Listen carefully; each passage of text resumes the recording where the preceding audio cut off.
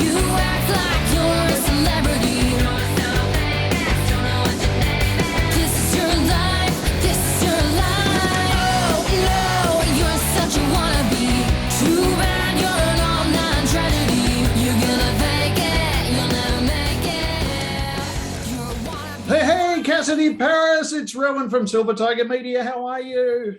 Good, thank you. Thank you so much for having me. Pleasure indeed. It's such a thrill to speak with you, and thank you very much for your time. No problems. Now, for your friends all over the globe, who I hope will catch up via this video for news and insights into what's going on, all in the world of Cassidy Paris. You're in Melbourne, still in lockdown again. I mean, this is getting really old, isn't it? It really is. So how are you managing every day? Have you got sort of a COVID lockdown type of routine? We try to in the Genevsky household. Sometimes it doesn't go to plan, and I think that's a lot of figuring it out because obviously we've been through a couple of lockdowns here in Melbourne, but every single time it changes. Like last lockdown was my single release. So I released Wannabe during the last lockdown. So obviously everything kind of turned on its head then because there were more interviews and more like rehearsals and stuff at the show. So it's a bit different. But then whereas last year, it was more of a routine of me getting into writing and recording and doing online school for me as well last year. So it's different each and every time, I think so. Absolutely. It's had such a huge effect on the music scene alone, especially live performances. Is there a particular aspect of the whole COVID experience, I guess, for want of a better term, that's been most difficult for you from a musical perspective? Definitely. The live performing thing was definitely a shock to the system for myself and my dad. I know a lot of performers worldwide. I have actually had to postpone my gig that was supposed to be in Melbourne, my hometown, last time the lockdown rolled around. So we're fingers crossed that we can do it this time on the 28th of August. But yeah, it's been very, very interesting to see how things go, but I am quite grateful that we have things like social media and things like Zoom meetings and everything, so you can connect to people worldwide. Absolutely. Look, I'm starting to think, I thought for a minute there it was personal and COVID just didn't want you releasing this single. But now I think it's actually building the excitement, as you say, thanks to the online world. And you've made life a lot easier for many people over the world by way of the sensational, magnificent, exciting, and so catchy, thoroughly brilliant Wannabe. Wow, congratulations. Thank you so much. Yeah, we worked really hard on Wannabe. And of course, your son featured in it as well. I was very, very excited to have Kynan in it. Absolutely. We're so proud. We really are. I love it. I love it. Yeah, it was just such an awesome experience. And even recording the video for the song was just so cool. And it's like hanging out with a bunch of friends. So I don't even like see it as work. It's just so awesome. Oh, absolutely. Look, he's going to slap me for saying this, but as those docs walk in and the opening moments, I think, yay, I bought those for him. I love that. I always comment on those docs. I'm like, they are incredible. Oh, the Who, absolutely. The Who Limited docs, just brilliant. Like so much of your music, though, but Wannabe has a big story behind it. And I'd ask you to unpack that a little bit for us, if you wouldn't mind. Yeah, of course. Wannabe, I always do say, is basically the epitome of my high school experience. I constantly saw, and I've had this conversation even with your son, Kynan, multiple occasions, these people that are clones of each other. And I thought that was just such an interesting concept because social media allows so much of that these days as well. So we have things like TikTok and Instagram and Facebook where people can kind of like edit their lives essentially. And I thought that was just such a cool thing to kind of write from the perspective of. And yeah, like I said, in my final year of high school, I was kind of thinking about what I wanted to write because it was such a large part of my life, and a lot of things did happen during that period of my life. And I think Wannabe really was the it just was my high school experience in one song, because it was all of these people that were trying to be something, trying to be, whether that was the popular person or the person that was into a certain style of music, and let's all like follow the trends of what's up and cool in the music industry. But yeah, it's very interesting to see how it came out, and I think I'm very proud of the final product, and it was just awesome experience. I can only imagine, because there's another side to this that seems to be gathering momentum out there in the world as Wannabe seeks a larger audience. There seems to be this undertow of people who are actually believing, they're seeing themselves perhaps as maybe a wannabe. And you've given this message of don't hold back, go and do what you love. Hell, I am. I know you'd never say that, but that's what I'm taking out of it. Definitely. And that's important. Individuality, I always say to each and every person, is so important. And I like being your authentic self is just the best thing in the world for yourself and for everyone else out there, because you get to see who you really are. Absolutely. There's got to be so many youngsters who are sportsters out there, having just watched the Olympics in Tokyo, that are saying, oh my God, that is so my scene. I'm there in 3 years. Or a budding songster who's, still singing into the hairbrush in the bathroom. You've got to believe it and just beat the naysayers, don't you? Definitely, definitely. Uniqueness is key, and it's so, so super cool. Absolutely. And of course, the video of you performing the acoustic version with Dad Steve, I mean, highlights your beautiful voice so well. Just Thank a phenomenal vocal talent. Cassidy, I'm going to ask you to take us on a little bit of a journey here, if you will, back to your childhood and where music all began for you. What's your earliest memories of music sort of being a calling for you? I have so many memories. It's so difficult to recall all of them because there's so many of them. Mm. But I remember jamming with my dad from a very, very young age. My dad, Steve Janeski, has been in bands his entire life and has really been responsible for my love for music. And I think that's really been a bonding point in my relationship with my dad as well. And I've really just learned to kind of explore, and he allowed that, and he really encouraged that. And lucky enough, it was kind of the rock scene that I was really into and really digging from a young age. Like I said, in terms of experiences from a young age, I've had so many experiences with my dad rocking out in a room, and then listening to things like Dio in the car and AC/DC. And I remember going to a couple of my first concerts. I went to the Kiss and Motley Crue show, and that was just like mind blowing for me as a little kid. We dressed up with, this is a good one actually, we dressed up with the Kiss makeup, and I did the jean look, and my brother did the Paul Stanley look. So that was pretty cool. That's probably my pivotal moment of my childhood. Oh, wonderful stuff. What memories. And it's scarcely any wonder that this has all occurred when you sit back and listen to tracks like Killer at Large by Wicked Smile or Further Than Insane by Black Majesty. I mean, these were being created right around you while you're growing up. And really, if that hair is not for moshing, with the greatest of respect to you, I don't know what is. It's just brilliant. But I realise you would have had all the support in the world from a very young age, but support and no talent don't amount to much. But I mean, outside the boundaries of parental nurturing, but with you, the talent is real, tangible, and it's realized. Do you remember a time when you realized yourself that you had a truly brilliant voice and people loved hearing you sing? Yeah, definitely. I think I've always been into singing. I knew from a very, very young age that that was what I wanted to do. I think when Paul Lane, ex Danger, Defiance, when he came out here to Melbourne for the first time, that was it was a turning point for me for sure, because I just, like I said, I've been taking in music for so long, since I was so little. And I think for me to see someone who has done so many cool, awesome things and is just the complete package, that just made me think, wow, I want to be like that, And that's basically my turning point in terms of, I knew that was my ambition, to be a songwriter and a performer and a guitarist, and just perform to people and make them smile. I think even when I went to play at a show in Chicago I was very, very young. I think I was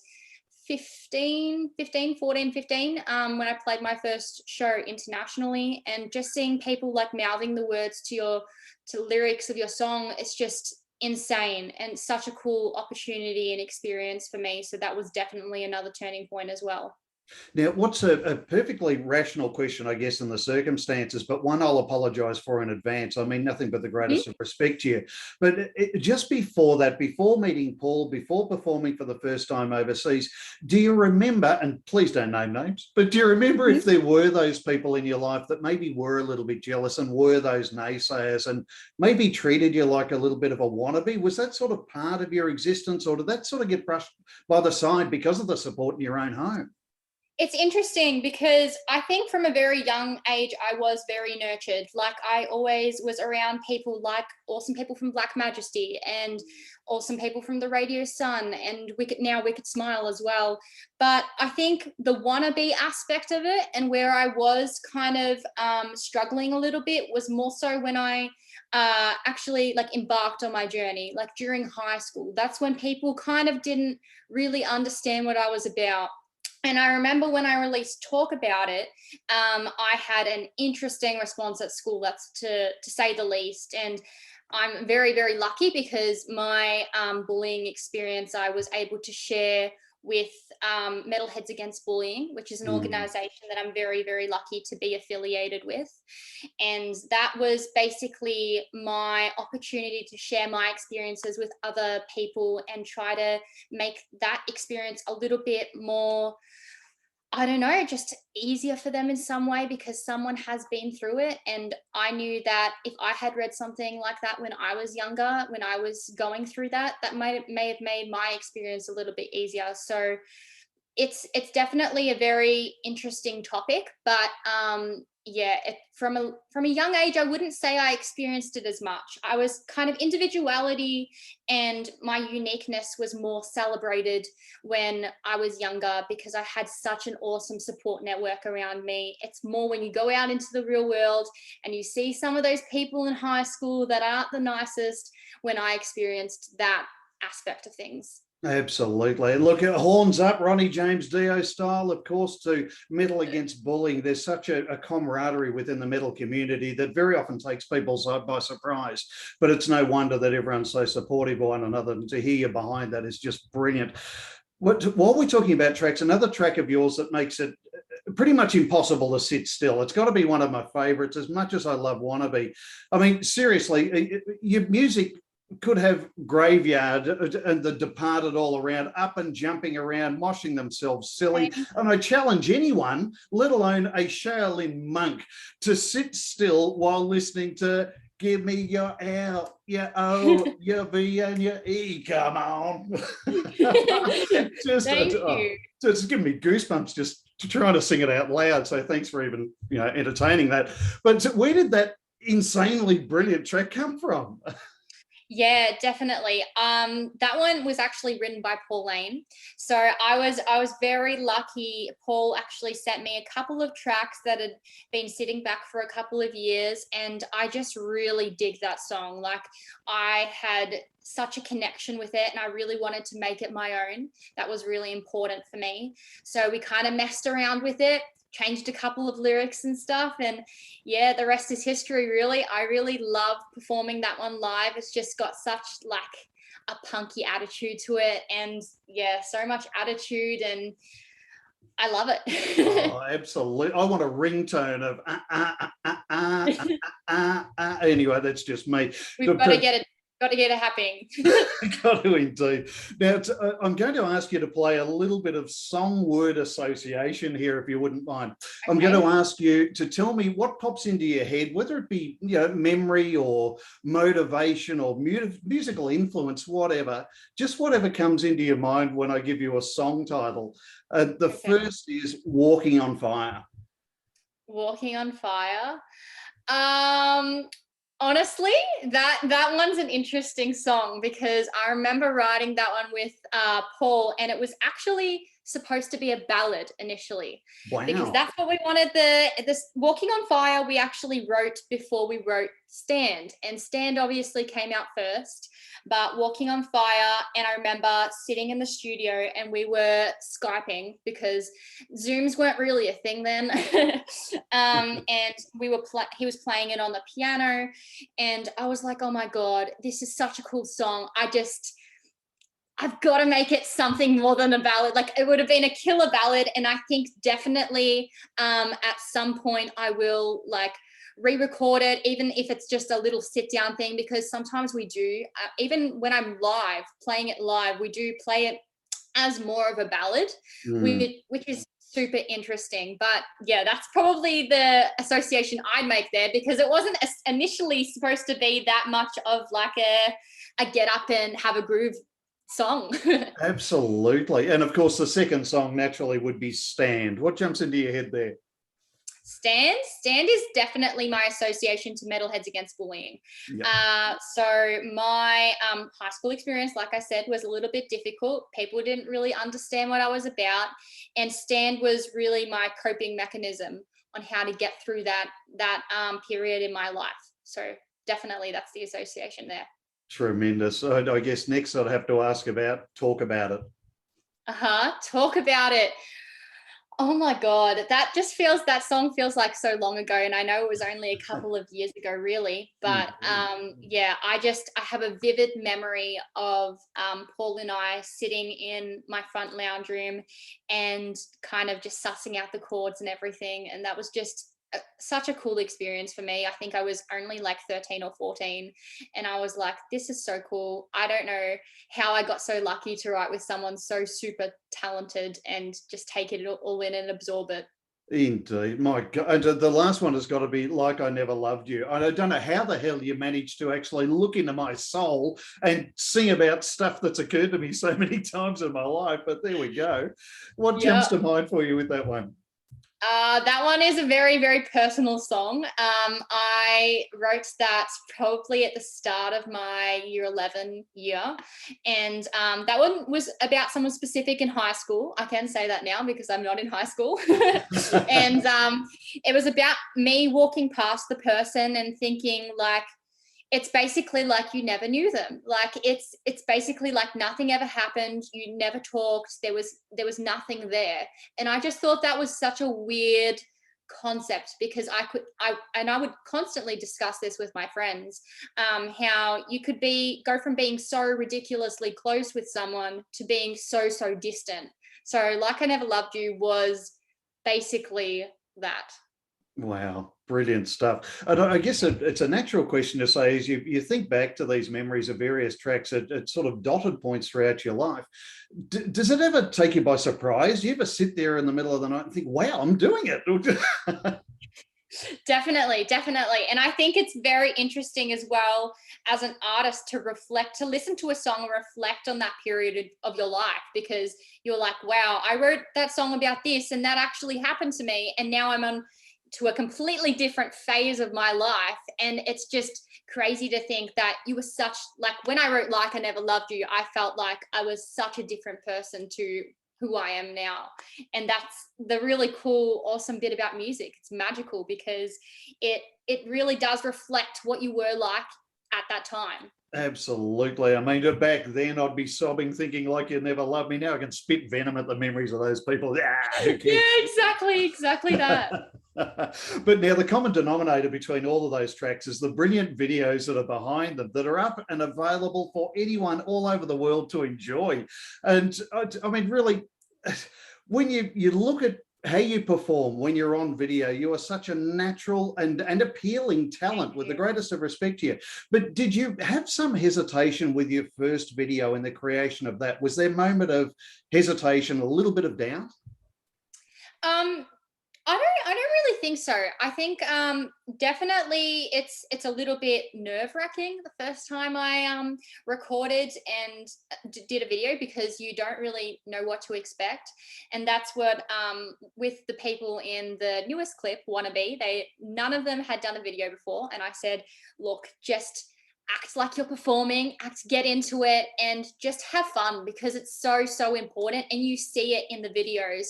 And I think my connectivity to being on stage, and that's really like my happy place, I always call it, it's my home. I think that really comes through in the videos, and I think it's something that is missing when you're listening to the track by itself, because you can't see my reaction to the lyrics, and you can't see how I perform them, and kind of like ooze this different sense of confidence that may not come through in the song initially.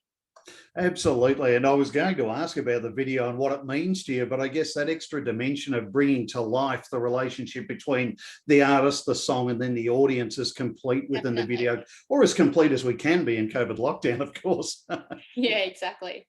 Definitely. And of course, doing a little bit of AH&S in my full-time job, I've got to talk to Kynan about that hair flick. Really, the cervical spine is not that. I actually, it's so funny that you say that, because when I was editing with my videographer, I was like, oh my God, that looks so cool. He was like, did he hurt his head? Like, is his neck sore? And it's also funny because my dad, when he was playing with his band Cyclone Tracy all those years ago, he said the next day after I would do that, and my neck would be so sore, I could not move. And I'm like, Kynan, oh my God.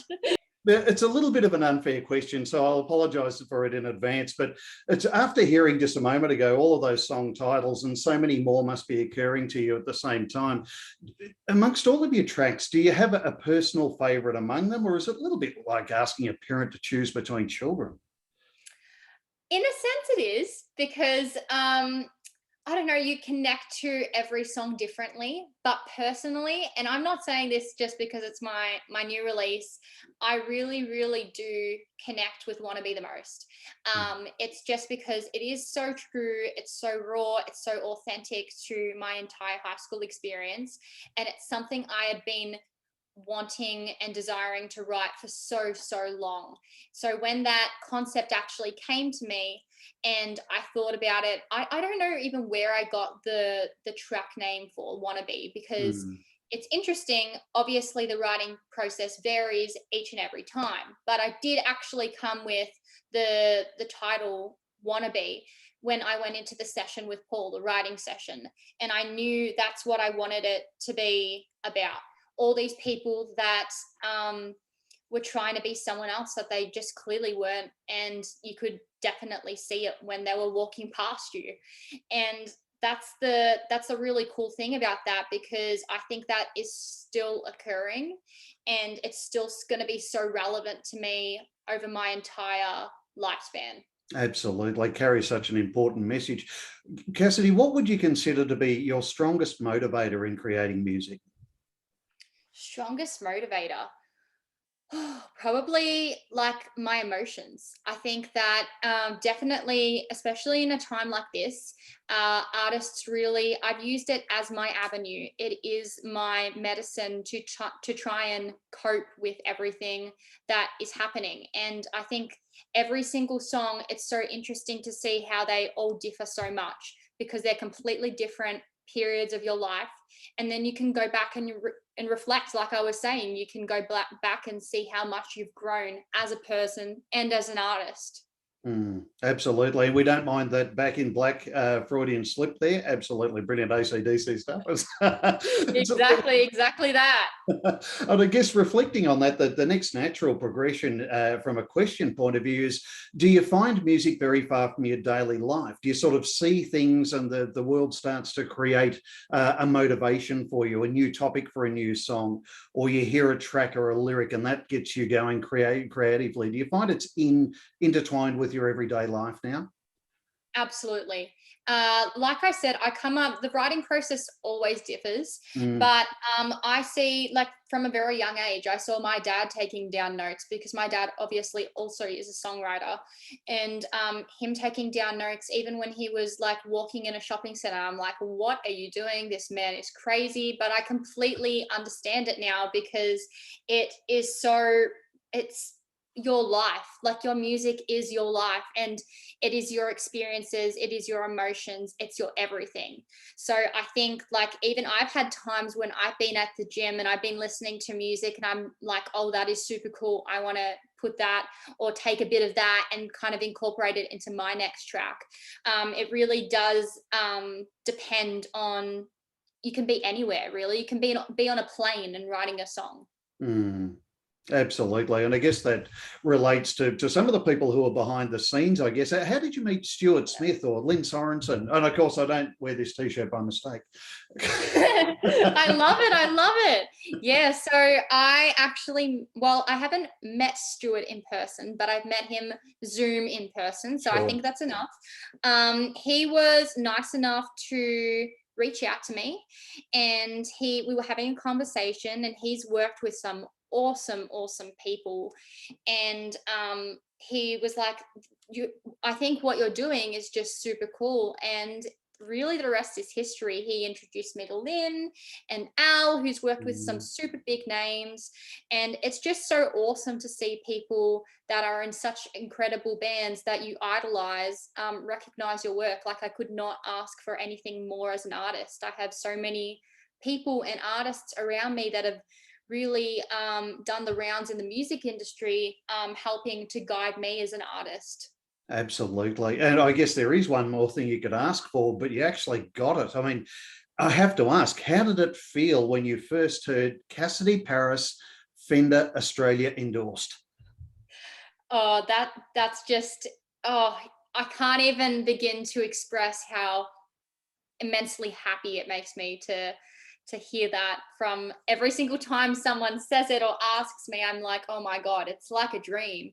Like I always said, I've been playing Fender guitar since I was like 6 or 7 years old. Like my first electric guitar was a Fender guitar, and it was just so cool to have someone like such an awesome big company, and everyone at Fender is so incredibly accommodating to artists like myself.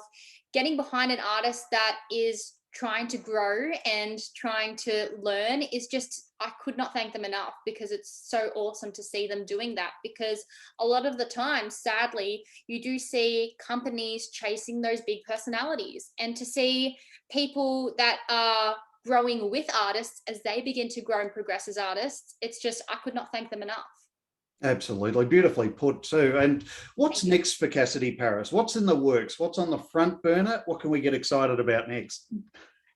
Definitely. I have my EP coming out on the 1st in September, and that's very, very exciting. Flirt, it is called. And then I am playing, well, I'm playing a show on the 28th, fingers crossed, in Melbourne, in my Indeed. hometown. And I'm actually with Polestar Management in the UK. I am booked to play a couple of UK shows next year. So I'm doing a UK tour, which is just absolutely so ridiculously exciting. I've never been there before, so I'm so excited to hang out with all my UK friends. Oh, absolutely. I think we're all jonesing for a show, any show, but a Cassidy Paris show just takes it to a next level. Which, you know, we love your work here at SDM, and I guess it's a predictable question, and one that I personally avoid wherever I can, but I've got to ask you. I cannot think of many bigger names than, say, Avril Lavigne, say Alicia Moore, Pink, somebody like Lizzie Hale. I mean, I can't help but see you in the same light. Who are your influences? Who really gets to you every time with every release? I think it's so many of the artists you already mentioned, but like so many and more as well. Like I said, my dad exposed me to such a wide range of artists since I was like very, very little. And I'm very, very grateful for that, because I have elements, and I want to be my own person. I want to be Cassidy Paris, obviously. And I have so many elements of artists that I'm inspired by. Like, for instance, I love people like Lita Ford. I love Joan Jett. I love Pat Benatar. I love Taylor Momsen from The Pretty Reckless.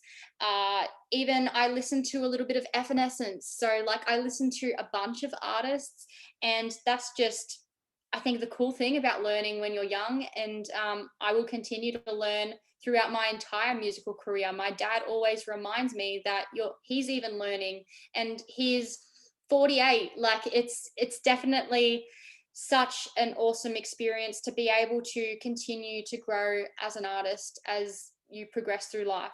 There we go. Such a young age, but all of the motivation and look, a lot of the experience and the voice of somebody as brilliant as Dallas Frasca is in there as well from an Australian point of view. So absolutely well done.